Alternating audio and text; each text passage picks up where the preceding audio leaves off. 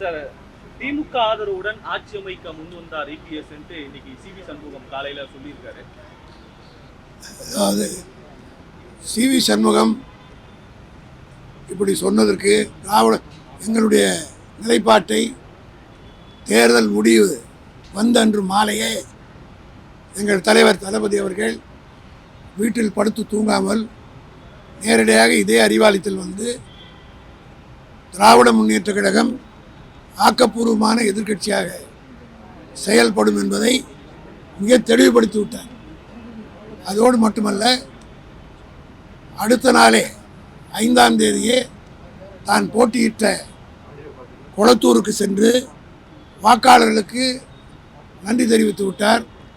அதே போல் திராவிட முன்னேற்ற கழகத்துடைய சட்டமன்ற உறுப்பினர் கூட்டத்தை கூட்டி தலைவர், துணைத் தலைவர், கொறடா ஆகியோரையும் தேர்ந்தெடுத்து ஒரு எதிர்க்கட்சி ஆக்கப்பூர்வமாக செய்ய வேண்டிய கடமைகளை எல்லாம் எங்கள் தலைவர் தளபதி நிறைவேற்றிவிட்டார். திமுகவை பொறுத்தமட்டிலும் இந்த 77 ஆண்டு கால வரலாற்றில் பல வெற்றிகளையும் பார்த்திருக்கிறோம், பல தோல்விகளையும் பார்த்திருக்கிறோம். தமிழ்நாட்டினுடைய வரலாற்றில் இல்லாத அளவுக்கு 234 தொகுதிகளில் 220 தொகுதிகளில் எங்களுடைய கூட்டணி தலைவர் கலைஞருடைய தலைமையிலே தனியாக திமுக 184 இடங்களிலும் கூட்டணியோடு சேர்த்து 220 இடங்களிலும் வெற்றி பெற்று சரித்திரம் படைத்த திமுக இதுவரையில் அந்த ரெக்கார்டை உடைக்க யார் வரலும் முடியவில்லை. ஆக அதே போல் 91 தேர்தலில் ஒரே ஒரு தொகுதி தான் நாங்கள் வெற்றி பெற்றோம். ஆனால் வெற்றியை கொண்டு வெறி கொண்டு ஆடவில்லை, தோல்வியை கொண்டு தோண்டு விடவில்லை. திமுக தொடர்ந்து பணியாற்றி கொண்டிருக்கிறது. ஆக சண்முகத்தை போன்றவர்களுக்கு அவர்கள் போவதற்கு ஏதேனும் காரணம் வேண்டும் என்பதற்காக எங்களை காரணம் காட்டிவிட்டு அவர்கள் வெளியேறுகிறார்கள்.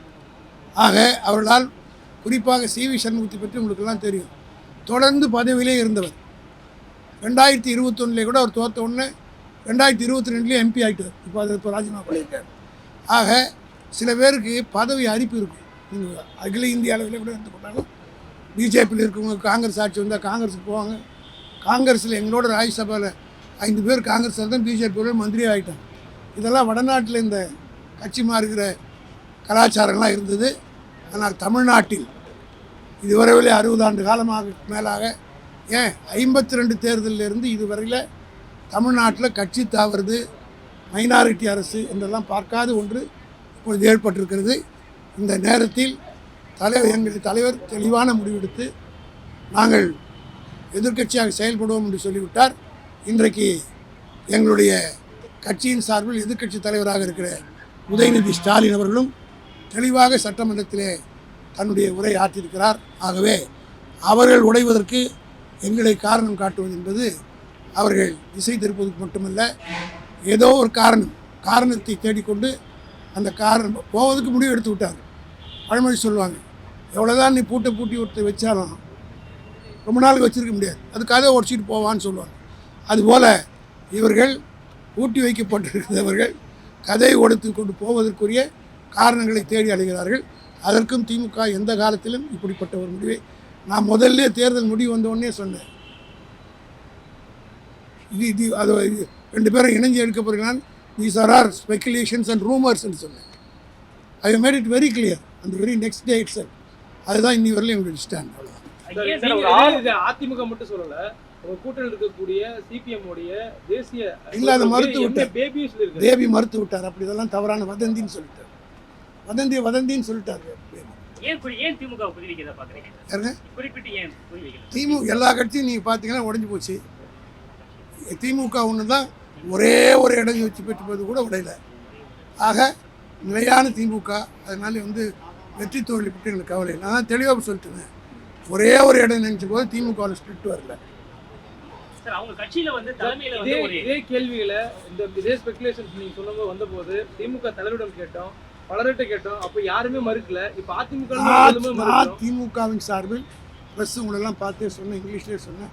These are all speculations and rumours. In the very next day itself we have cleared our position. That stands for it.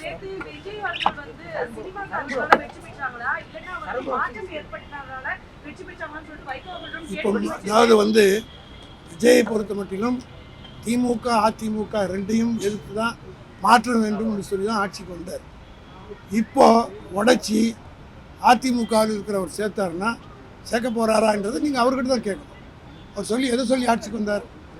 60 ஆண்டு காலமாக ஒரே 2 கட்சி தான் இருக்குது, இதுக்கு மாற்றம் வேண்டும்னு சொன்னார். இந்த மாற்றம் வேண்டும்னு சொன்ன விஜய் அவர்கள் இப்போ பிரிஞ்சு போகிறவங்கள சேர்த்துக்க போகிறாரா, மந்திரி பதவி கொடுக்க போகிறாரா என்றது நீங்கள் அவரை கேட்டு தான் தெரியும். சார், அதிமுக ஒருவேளை அவங்க சொல்ற போல திமுக அதிமுக சேர்ந்து ஆட்சிக்கு வந்தா கூட அவங்களுக்கு தான் அமைச்சரவை கிடைக்கும். இன்னைக்கும் தாவே கட்ட போய் அமைச்சர் அந்த போஸ்ட்டுக்காக தான் போறாங்க. இதை தெளிவுபடுத்த வேண்டியது விஜய். அதான் நான் சொன்னேன், கட்சி உடைஞ்சு அங்கே போய் ஆதரிக்கிறேன்னு சொல்கிறாங்கல்ல.